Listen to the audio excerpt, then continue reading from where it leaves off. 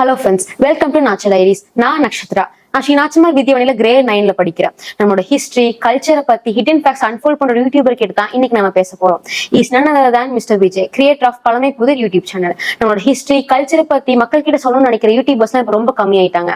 இன்னைக்கு சார் கிட்ட நம்ம நிறைய விஷயங்கள் தெரிஞ்சுக்க போறோம். So without delay let's get start. வணக்கம் sir. Thank you so much for joining the story. And the first question. Sir, பழமை புதிர் இந்த நேம கேட்டாவே ரொம்ப இன்ட்ரெஸ்டிங்கா இருக்கு. இப்போலாம் யூடியூப், இன்ஸ்டாகிராம்ல டிராவல் பிளாக்ஸ், ஃபுட் பிளாக்ஸ் தான் எல்லா மக்களும் விரும்புறாங்க. அதுவும் அவங்களும் அதான் போஸ்ட் பண்றாங்க. உங்களுக்கு எப்படி நம்ம மக்கள் கிட்ட கல்ச்சரல் ஃபேக்ட்ஸ், ஹிஸ்டரி ஃபேக்ட்ஸ் சொல்லணும்னு உங்களுக்கு எப்படி சார் தோணுச்சு? இந்த யூடியூப் சேனலை எப்படி கிரியேட் பண்ண உங்களுக்கு தோணுச்சு? என்னுடைய ஆசிரியர்கள் எனக்கு தமிழ் பாடங்கள் எடுத்தப்போ முதல்ல மதிப்பெண் மூலயமா தான் எனக்கும் தமிழ் மேல ஆர்வம் வந்தது. அதுதான் உண்மை.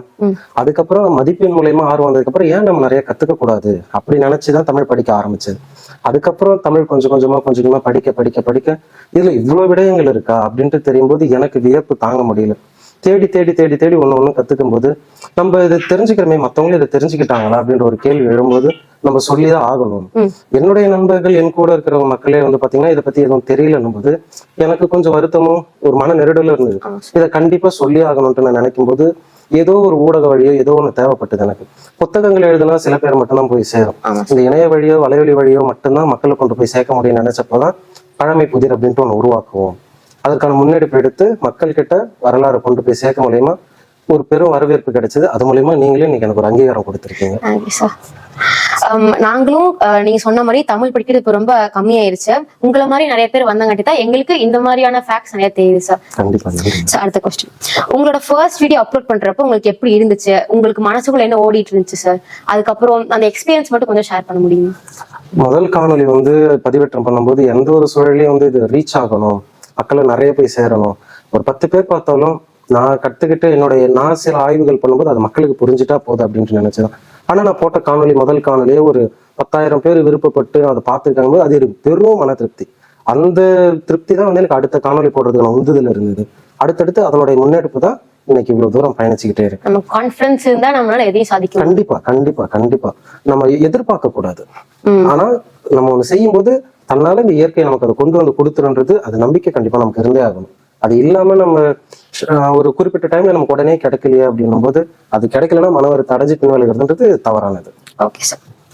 இப்போ இது வரைக்கும் நீங்க யூடியூப் சேனல் நிறைய ஷேர் பண்ணிருக்கீங்க. இப்போ நீங்க ஷேர் பண்ணது ஒரு இன்ட்ரெஸ்டிங்கான ஃபேக்ட் என்கிட்ட சொல்ல முடியுமா? நிறைய இருக்கு. அதுல மிக முக்கியமானதுன்னு முருக வழிபாடு சொல்லலாம். எல்லாருக்கும் தெரிஞ்ச முருக வழிபாடுன்றது பொதுத்தன்மையா பக்தி இலக்கிய காலகட்டத்துக்கு அப்புறம் உருவானது.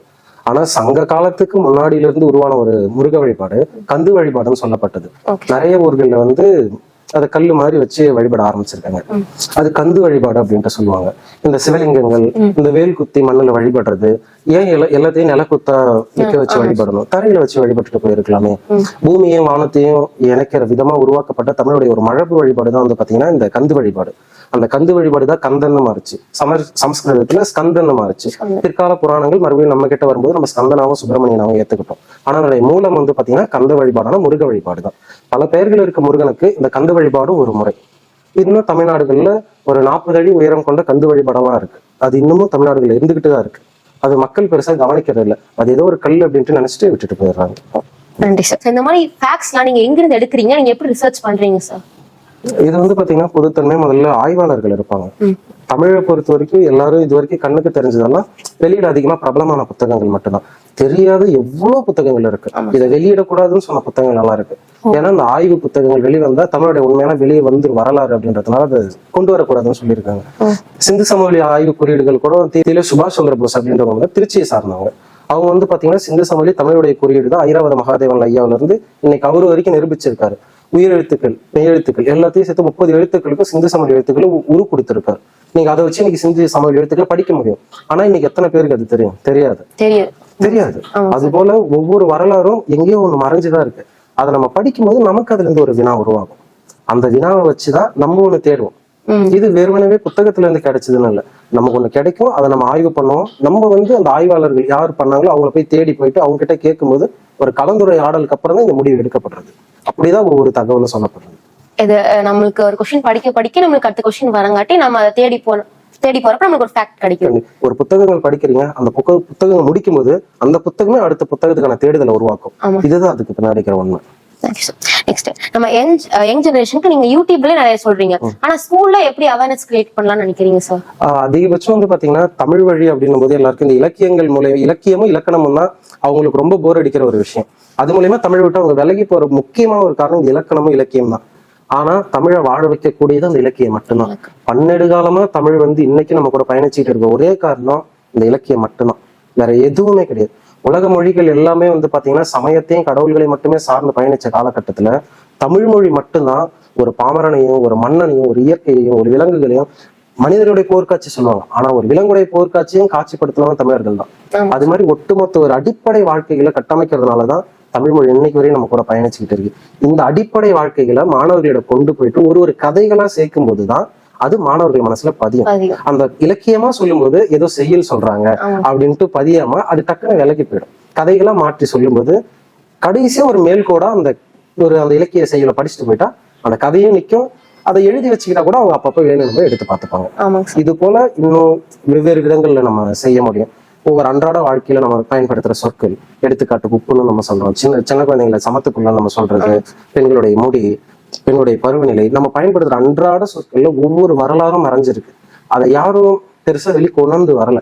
சொன்னவங்க எல்லாரும் கல்வெட்டுகள்லயும் இலக்கியங்கள்லயும் மன்னர்கள் பத்த மட்டுமே வரலாறு இருக்கும்போது பண்பாட்டு வாழ்வியல் மக்களுடைய வழக்கார சொல்லும் போதுதான் உண்மையான வரலாறு மாணவர்கள் கிட்ட கொண்டு போய் சேர்க்க முடியும். இதுதான் அதுக்கு பின்னாடி இருக்காங்க. என் ஃபைனல் கொஸ்டின், யூடியூபர் அப்படிங்கிற ஒரு ஜாப் எப்படி இருக்கு, அது இல்லாம அதுல ஸ்கோப் எப்படி இருக்கு, எல்லாத்துலயும் சக்சஸ் ஆக முடியுமா, அது எல்லாத்துக்கும் இருக்க கேள்வி. அதான் சார் நானும் உங்ககிட்ட கேட்கறேன். கண்டிப்பா இப்ப இருக்கிறது போட்டி நிறைஞ்சது. என்ன மாதிரி சில பேர்கள் இன்னும் நம்ம பண்ணிட்டு இருக்காங்க. நான் என்னுடைய காணொலியிடவும் எங்கேஜிங்கா கண்ணுல பாக்குறதுக்கு இன்னும் அழகா வீடியோக்கள் கொடுத்துக்கிட்டு தான் இருக்காங்க. அப்படின்னும் போது அவ்வளவு பேருக்கு மத்தியில இப்ப எனக்கு நீங்க கிடைச்சிருக்கீங்களே, உங்களுக்கு நான் கிடைச்சல. இது மாதிரி ஒவ்வொன்றத்தின் மூலயமா தான் நான் அடுத்த கட்டத்துக்கு தமிழை கொண்டு போறதுக்கு ஒரு வளர்ச்சி கிடைக்கும். உங்களுடைய இந்த முன்னெடுப்பால உந்துதலால இன்னும் நான் அதிகமா ஒரு தொண்டு செய்யணும், இன்னும் நான் அதிகமா என்னுடைய வாழ்நாள் இருக்கிற காலங்களை தமிழுக்காக செலவு பண்ணணும்னு எனக்கு இன்னும் உந்துதல் எடுக்கும். இது மூலயமா தான் நான் மக்கள்கிட்ட போய் சேரும்போது வலைவலிகள்ல இன்னும் மக்களை கொண்டு போய் நான் சேருவேன். மற்றவங்க வெறும் வியூஸ்க்காகவும் மற்றதுக்காகவும் நிறுத்தும் போது நான் மக்களுக்காகவும் தமிழுக்காகவும் நினைக்கும் போது தன்னால அது கொண்டு போய் சேர்த்துற நம்பிக்கை இருக்கு. உங்களை மாதிரி நிறைய யூடியூபர்ஸ் நான் ரொம்ப ஆசைப்படுறேன் சார். கண்டிப்பா கண்டிப்பா. Thank you so much everyone. உங்களை மாதிரி கிரியேட்டர்ஸ் நினைச்சா கண்டிப்பா நெக்ஸ்ட் ஜெனரேஷனுக்கு கல்ச்சர் பத்தி சொல்றதை விடவும் கல்ச்சரை ஃபாலோ பண்ண வைக்க முடியும்னு நான் ரொம்ப நம்புறேன் sir. Thank you so much. Okay friends, என்ன மாதிரி நீங்களும் இந்த எபிசோட் நிறைய தெரிஞ்சுக்கிட்டீங்கன்னு நம்புறேன். So stay tuned with Nacha diaries for more episodes like this. Thank you so much.